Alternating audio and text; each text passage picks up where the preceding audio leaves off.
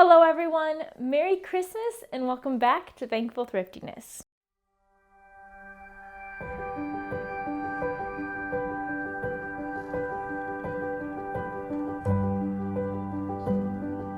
This past year has been a little strenuous on many people's finances, including my own, but we still want to give those we love thoughtful Christmas gifts.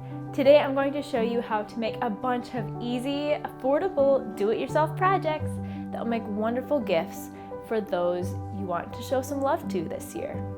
For the sake of time, if I've already made tutorial videos for how to make these individual gifts on this channel, I'm just going to show you a few clips and then link the video in the description box below that you can watch later on your own time. Let's get right into it.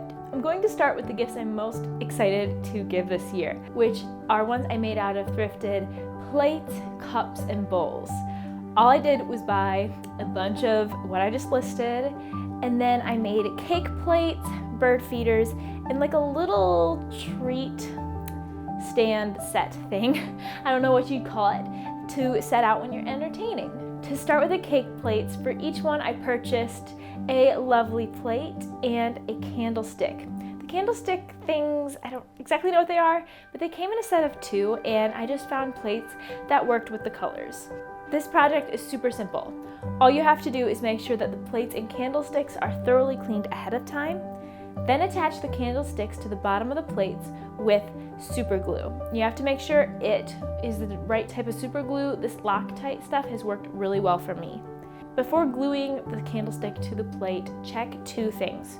First of all, make sure that the candlestick base is wide enough to make your plate not wobble when it is a completed cake plate. Next, you need to make sure that the candlestick is centered in the middle of your plate. And that's it. You glue the project together, let it cure for 24 hours, and you have a perfectly functional cake plate to give to any homemaker on your list. Of course, I can't share on this channel who the cake plate with the flower is going to, but the blue one, I can tell you I kind of made that one for myself, because you know, if you've been around for a minute, I have a weakness for blue and white china. Next, out of the thrifted items, I made a little treat set for my mom. Again, let me know in the comments below what this is called. And don't worry, she knew about this ahead of time because I thought she would enjoy using it to entertain this Christmas versus, having to wait till next year to use it. Because the teacups I used were kind of Christmassy.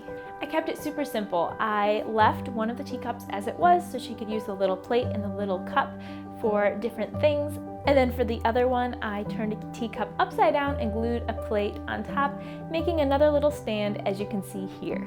This set turned out super adorable, and I wish I had bought more of the teacups and saucers when I was at the thrift store to make my own. I found this little fall plate and bowl in separate places, but I felt like they went really well together, so I'll probably save this as a birthday gift for someone in the future. Finally, with another teacup and saucer, I made a little bird feeder. I have one of my own, and I've made it before on this channel, so the video is linked in the description box below and up above. The next gift I made was homemade candles. I purchased a large container of soybean candle wax from my favorite company, and I linked a video down below that I recently made showing how to make your own candles right at home.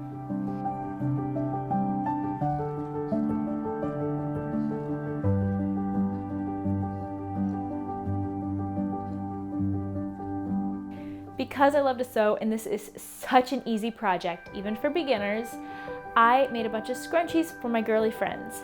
I love receiving scrunchies as a gift. I don't know why. It's just so cute when they come in sets of 3 of different colors and textures. So I've linked a video down below on how you can make them yourself. For the elegant lady friends in my life, I made embroidered necklaces. These are so much fun to make. They are such a quick project. However, they do require a few extra things you probably don't have just lying around, so I've linked the supplies in the description box below, and don't worry, they're not that expensive. All you have to do is take the little glass oval and measure on a piece of fabric how much room you have to work with. Then embroider literally anything you like. I find flowers are very beautiful and fun to do. Baste around that oval, and don't tie off your thread. Cut out your fabric, and then carefully pull the thread tight around the glass oval.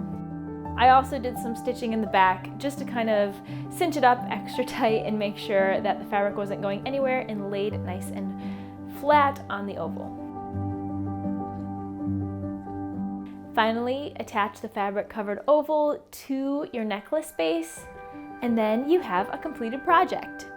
I love this project so much. I actually need to make one for myself because I adore the look of it, and it's so much fun pulling together different embroidery floss colors, the fabric colors, and then the frame color as well. Just kind of making sure that it's all one cohesive look.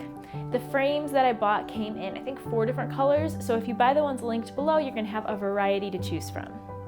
It's that time of year again where all of us have chapped and dry lips, at least here in the Midwest where I live. I think the first or second video that I ever published was how to make your own lip balm at home. I tell you what, people, they gotta be putting something in the chapstick that you buy at the store that makes your lips dry out, because this stuff is so insanely simple to make.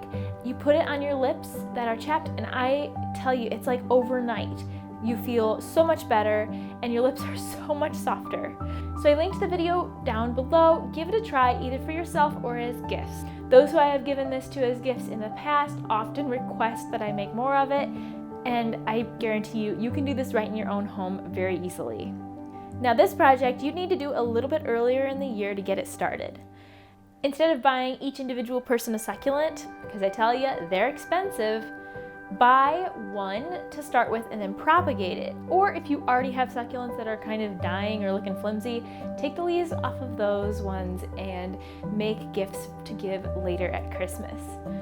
And again, there's a video linked down below and up above with instructions on how to easily do this.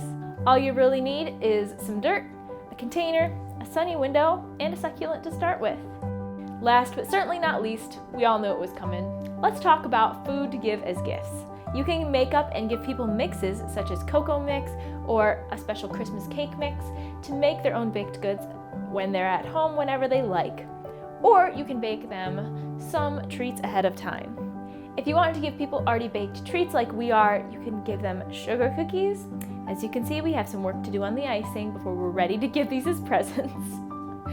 Christmas cracker toffee, which I'm going to make soon, as well as flourless chocolate cookies, which I'm also going to make soon, and everything is once again linked below. Not a video, but links to the recipes I will be using. Gifts do not have to be expensive or extravagant to be heartfelt and thoughtful.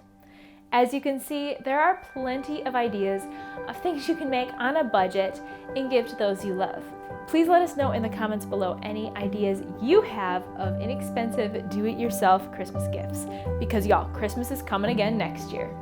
Thank you so much for watching. I hope you have a wonderful rest of your day and the merriest of times preparing for Christmas. Bye!